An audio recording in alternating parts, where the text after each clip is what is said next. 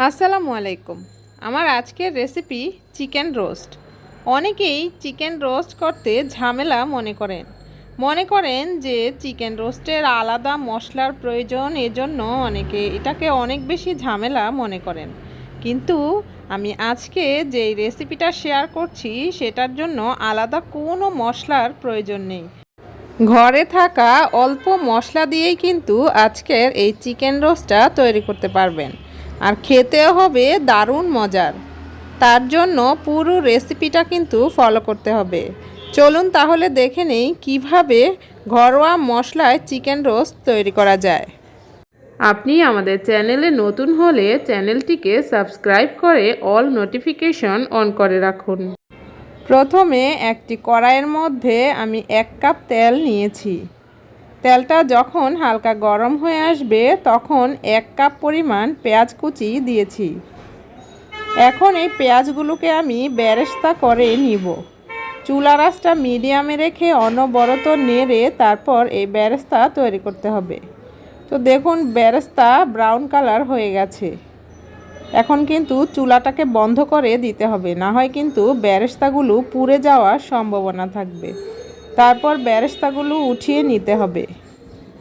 এখানে আমি 2টো মুরগি নিয়েছি। মুরগিগুলো ভালো করে কেটে ধুয়ে পরিষ্কার করে নিয়েছি। এখন বেরেস্তা করেছি যে তেলটা, সেটার মধ্যে তেজপাতা, এলাচ, লবঙ্গ আর দারুচিনি দিয়েছি। ওগুলি একটু সামান্য পরিমাণ ভেজে নিয়ে তারপর এখন চিকেনগুলো দিয়ে দিচ্ছি। তারপর চিকেনগুলো ভালোভাবে নেড়ে একটু ভেজে নিব। তো এখানে আমি 2 মিনিটের মতো ভেজে নিব। এর বেশি কিন্তু ভাজতে যাবেন না, না হয় কিন্তু চিকেনের উপরের লেয়ারটা শক্ত হয়ে যাবে, খেতে ভালো লাগবে না, আর ভেতরে মশলাও ঢুকবে না।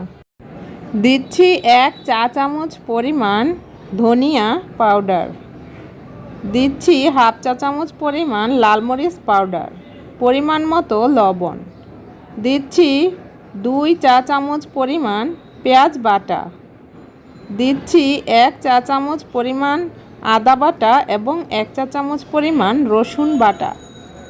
তারপরে মশলাগুলোকে খুব ভালোভাবে মিশিয়ে নিচ্ছি, আর চুলার আঁচটা মিডিয়ামে রেখে তারপর খুব ভালোভাবে কষিয়ে নিতে হবে। দিচ্ছি 4টে কাঁচামরিচ। এখন দিচ্ছি 1 কাপ পরিমাণ মিষ্টি দই। এখানে আপনি মিষ্টি দইয়ের পরিবর্তে টক দইও দিতে পারেন। আমার কাছে টক দই ছিল না, তাই মিষ্টি দই দিয়েছি। মিষ্টি দই দিয়ে রান্না করলে টেস্ট টক দইয়ের থেকেও বেশি ভালো হয়। আপনি বাসায় একবার মিষ্টি দই দিয়ে রান্না করে দেখবেন, তারপর পার্থক্যটা বুঝতে পারবেন। তারপর খুব ভালোভাবে কষিয়ে নিতে হবে। এ পর্যায়ে ঢাকনা দিয়ে ঢেকে দিচ্ছি। ঢাকনা দিয়ে ঢেকে রাখার পর 5 মিনিট পর আবারও ভালো করে নেড়ে 1 কাপ পরিমাণ গরম পানি মিশিয়ে দিতে হবে। তারপর পানিটা একদম শুকিয়ে যাওয়া পর্যন্ত রান্না করে নিচ্ছি। মাঝখানে একটু পেঁয়াজ বেরেস্তা দিয়ে দিয়েছি। পানিটা যখন শুকিয়ে আসবে এখন দিচ্ছি 1 টেবিল চামচ পরিমাণ টমেটো সস। টমেটো সসটা দিতে চেষ্টা করবেন, এতে করে আপনার এই রোস্টের ফ্লেভার এবং টেস্ট অনেক চেঞ্জ আসবে, খুবই ভালো লাগে খেতে। তারপর দিয়ে দিচ্ছি কিছু পেঁয়াজ বেরেস্তা। এখন দিচ্ছি 1 চা চামচ পরিমাণ ঘি।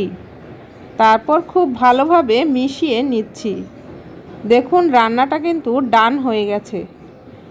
আজকের এই রেসিপি ফলো করে আপনি বাসায় তৈরি করে দেখুন, অন্যরা আপনার এই রোস্টের প্রশংসা করতে বাধ্য। দেখলেন তো, কোনো প্রকার রোস্টের মশলা ছাড়াই আমি আজকের এই রোস্টের রেসিপিটা তৈরি করে দেখালাম। এইভাবে আপনি তৈরি করে নিতে পারেন। আশা করছি ভালো লাগবে, আর ভালো লেগে থাকলে কমেন্ট করে জানাতে ভুলবেন না যেন। আল্লাহ হাফেজ।